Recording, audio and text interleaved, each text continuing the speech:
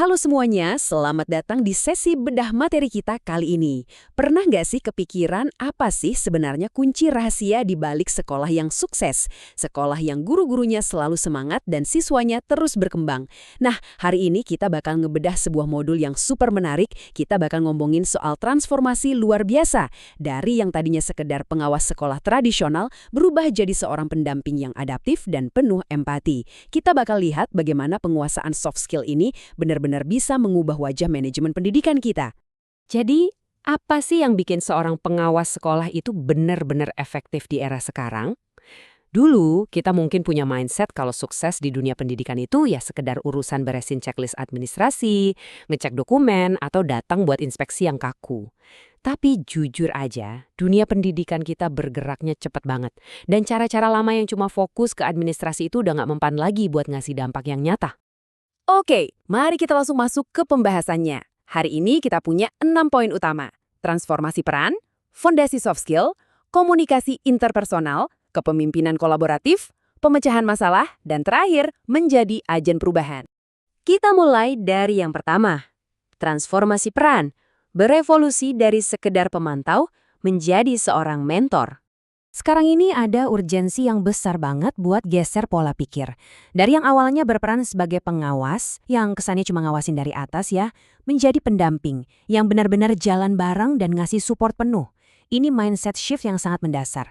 Dan yang bikin modul pelatihan ini keren banget adalah fokusnya yang langsung ke action. Bayangin aja, dari total 30 jam pelatihannya, 70%-nya itu benar-benar dipakai buat simulasi dan praktek langsung di lapangan. Sisanya 20% buat diskusi dan cuma 10% teori atau pembelajaran formal. Jadi ini benar-benar dirancang biar kita bisa langsung praktek nerapin keterampilan ini ke sekolah binaan. Lanjut ke bagian kedua, fondasi soft skill. Ini dia mesin penggerak utamanya. Kalau dipikir-pikir, koneksi antar manusia itu sebenarnya secret recipe alias resep rahasia buat kemajuan di sekolah. Pastinya kita butuh yang namanya hard skills, keahlian teknis yang gampang diukur, kayak jago pakai komputer, bikin laporan, atau hitung-hitungan matematika. Tapi soft skills seperti empati, komunikasi, dan kepemimpinan, wah, itu dia mesin penggerak sesungguhnya. Keterampilan inilah yang paling esensial saat tugas utama Anda adalah nge-manage, memotivasi, dan berinteraksi sama orang-orang setiap harinya. Masuk ke pilar pertama kita, yaitu komunikasi interpersonal. Ngebangun jembatan antar manusia. Komunikasi itu ibarat jembatan yang sangat krusial yang ngehubungin kita sebagai pendamping dengan para kepala sekolah, guru, dan staf. Tanpa jembatan yang kuat ini, ide-ide sekeren apapun gak bakal pernah nyampe. Nah, salah satu jurus paling ampuh buat ngebangun jembatan ini adalah mendengarkan aktif. Ini bukan cuma nungguin giliran kita ngomong loh ya. Mendengarkan aktif itu artinya kita benar-benar ngasih 100% fokus ke lawan bicara kita, nyoba mahamin pesan mereka secara utuh, dan ngasih feedback yang nyambung tanpa motong omongan mereka sama sekali. Pastinya ngebangun jembatan komunikasi ini nggak selalu mulus kan? Seringkali kita nabrak hambatan. Bisa hambatan fisik, kayak rapat di ruangan yang berisik. Atau hambatan psikologis, misalnya guru yang sampai keringat dingin saking cemasnya pas lagi diawasi. Terus ada juga hambatan bahasa, kayak pas kita nggak sadar pakai jargon-jargon birokrasi yang bikin mereka pusing, sampai hambatan emosional kayak rasa frustrasi. Nah, dengan nyadarin adanya hambatan-hambatan ini, kita jadi bisa nyari jalan keluarnya bareng-bareng dan nyiptain suasana yang jauh lebih nyaman dan terbuka.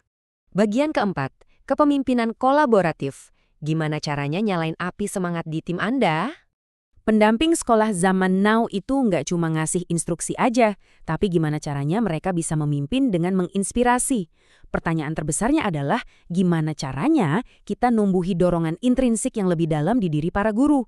Ya motivasi ekstrinsik kayak gaji, sertifikasi, atau reward dari luar itu memang penting. Tapi motivasi intrinsik kayak rasa tanggung jawab dari dalam, kepuasan pas ngeliat muridnya sukses, dan kebanggaan sebagai pendidik, itulah yang bakal bikin mereka bertahan.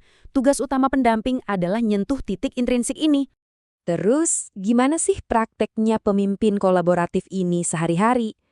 Prinsip utamanya itu ada di komunikasi yang terbuka dan transparan. Pengambilan keputusan bareng-bareng, berdayain anggota tim, dan pastinya ngebangun rasa saling percaya.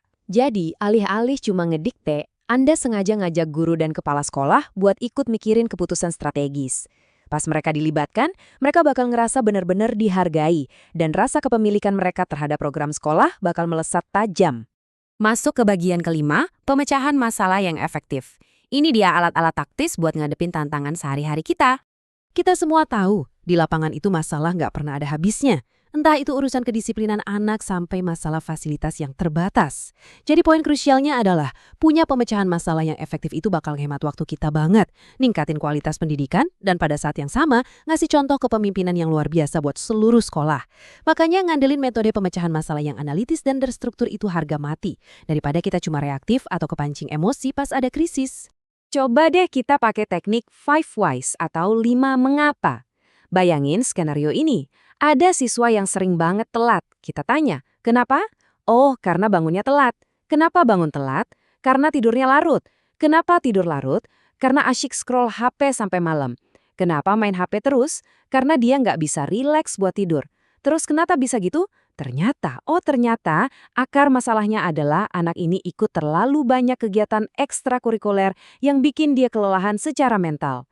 Nah, dengan ngulitin masalah lapis demi lapis kayak gini, kita bisa nemuin akar masalah aslinya, bukan cuma ngehukum gejalanya doang. Nah, biar toolkit Anda makin lengkap nih, ada beberapa alat taktis lain yang bisa dipakai. Ada diagram tulang ikan atau fishbone diagram yang brilian banget buat metain akar penyebab masalah secara terstruktur. Terus Anda juga bisa pakai analisis SWOT buat ngelihat kekuatan, kelemahan, peluang, dan ancaman sebelum ngambil keputusan besar.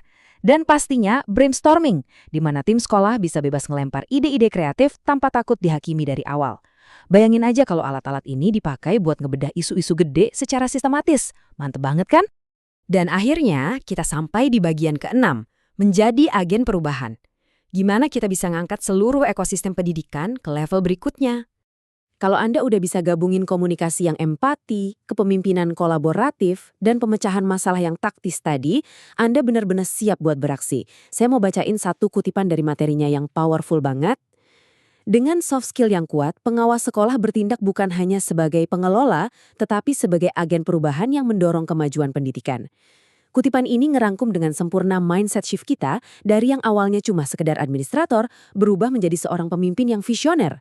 Sebagai penutup ulasan kita kali ini, saya mau ninggalin satu pertanyaan pemantik buat Anda semua. Gimana Anda bakal nerapin keterampilan yang berpusat pada manusia ini di kunjungan sekolah Anda berikutnya? Coba deh pikirin satu langkah kecil yang bisa Anda ubah besok. Mungkin nyoba lebih banyak dengerin secara aktif atau ngajak guru buat ngerumusin solusi bareng-bareng. Jadikan peran Anda jauh lebih bermakna.